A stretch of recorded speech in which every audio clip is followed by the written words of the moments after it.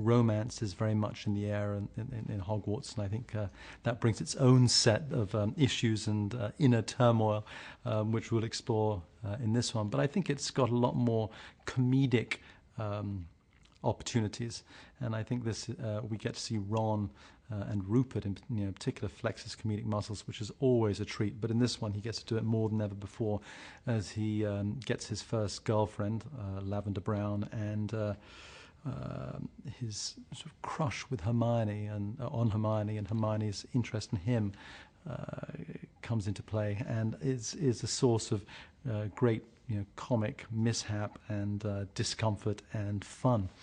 So I think the feeling of this is a slightly more romantic, slightly richer, slightly more comedic. That's not to say that there's not excitement and thrills and certain elements of darkness, because Voldemort is back.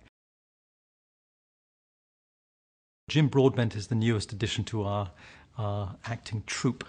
And, he is the perfect Slughorn. Slughorn is a character who is holding a secret of something from his past, something that he shared with Voldemort, we discover later on in the film. And that's a burden that he's been carrying with him for many, many years. And so we felt that Jim would portray that in just innately. It wasn't something that we wanted on the surface. It was something that we wanted buried within the character, that informed his performance, but wasn't something that was writ too large. I think the themes are very much in line with what's come before: good versus evil, the power of friendship. In particular, for the friendship, this is quite a challenging film, because it's the time where romance in particular gets in the way. So you have there's the awkwardness between Ron and Hermione, there's Harry's interest in Ginny, who's Ron's sister, and all of that leads to the three having forces that sort of are pulling them apart. But ultimately, the power of friendship does survive, and they, at the end of the film, they have to work. They realize that together they're going to go off and face the final journey, or go on the final journey together.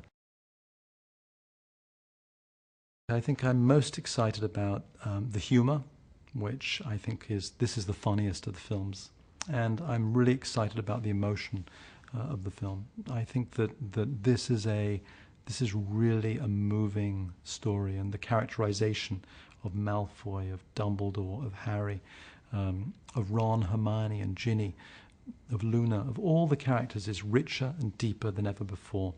And I think that'll be really great. There's also a lot of incidental magic in this one. We have some fantastically spectacular scenes. We have the Death Eaters destroying a bridge in London, or attacking Diagon Alley. Dumbledore sort of knows that ultimately Harry is going to be the one who has to face Voldemort. And in introducing him to Slughorn, in taking him on the journey that he does, in exposing him to some of Voldemort's history, he is preparing Harry, one feels, for the final battle that lies ahead.